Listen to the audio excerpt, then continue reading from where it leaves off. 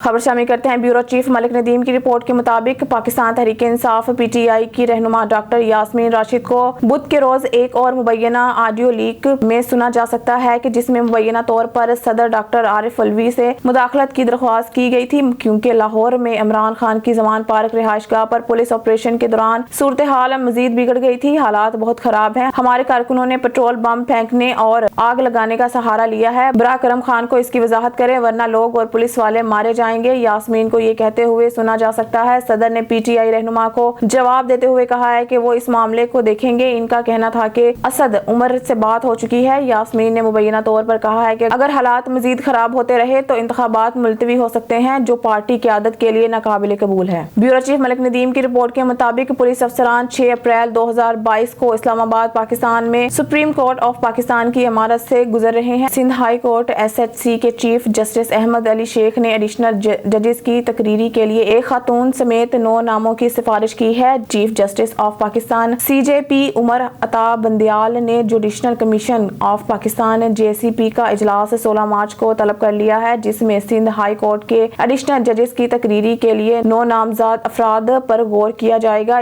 29 ججز کام کر رہے ہیں، جبکہ ہائی کورٹ کی کل تعداد 40 ہے۔ چیف ملک ندیم کی رپورٹ کے مطابق بھارت نے وزیر دفاع خواجہ آصف کو اپریل میں نئی دلی میں ہونے والے شنگھائی تعاون تنظیم کے اجلاس میں شرکت کی دعوت دی ہے۔ سفارتی ذرائع نے ایکسپریس ٹریبیون کو بتایا ہے کہ ہندوستانی حکومت نے منگل کو دفتر خارجہ کے ساتھ باضابطہ دعوت نامہ کی SCO شیئر کیا۔ اس وقت صدارت بھارت کے پاس ہے، جس میں روس، چین، بھارت، پاکستان، ایران اور وسطی ایشیائی ریاستیں شامل ہیں۔ شنگھائی تعاون تنظیم کے صدر کے طور پر نئی دلی کئی تقریبات کی میزبانی کرنے کے لیے تیار ہیں۔ بھارت نے اس سے قبل chief justice of Pakistan Umar Ata Bandial کے ساتھ شنگھائی تعاون تنظیم کے وزرائے خارجہ کی ملاقات کی مشترکہ دعوت بھی دی تھی، تاہم چیف جسٹس نے شنگھائی تعاون تنظیم کے چیف جسٹس کی میٹنگ کو نظر انداز کر دیا اور اس کے بجائے جسٹس منیب اختر نے حال ہی میں ویڈیو لنک کے ذریعے اجلاس میں شرکت کی۔